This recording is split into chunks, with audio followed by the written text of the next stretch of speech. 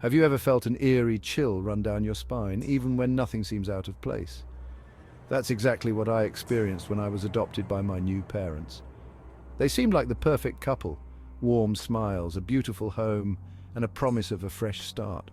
But sometimes things that appear perfect on the outside hide the darkest secrets within. Right from the first night, I knew something was off. The house was old, creaky, and filled with strange noises that echoed through the halls. I thought it was just my imagination, or maybe the house settling, but then I started to explore. Tch! I found a locked door in the basement. No matter how hard I tried, it wouldn't budge. Curiosity got the better of me, and I asked my new parents about it. They brushed it off, saying it was just an old storage room, but the way their eyes darted away told me they were hiding something. One night, unable to sleep, I crept down to the basement with a flashlight.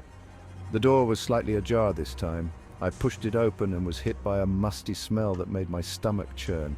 Inside I found old, dusty furniture and boxes filled with strange items, old photographs, some with faces scratched out, and journals filled with handwritten notes in a language I couldn't understand.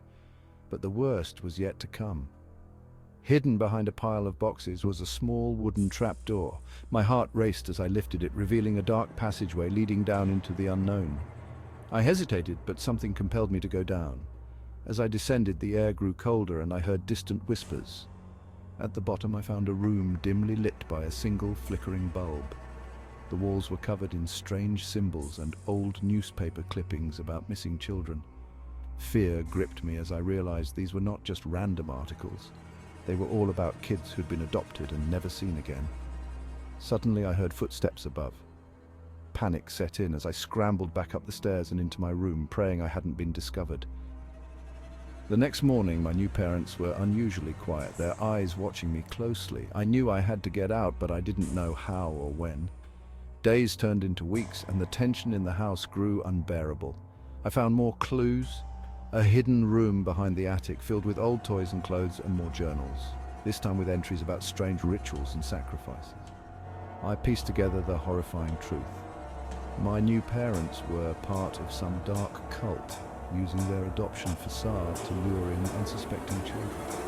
Each time I found something new, I felt their eyes on me, realizing they were always a step ahead.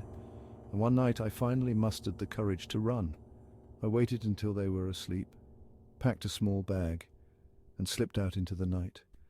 As I ran through the woods, I could hear their whispers and footsteps behind me, but I never looked back. I escaped and found help, telling my story to the authorities. They searched the house but found nothing. The couple had vanished, taking their dark secrets with them.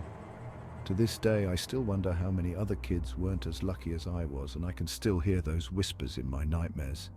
So, next time you think something feels off, trust your instincts. You never know what darkness might be lurking just beneath the surface.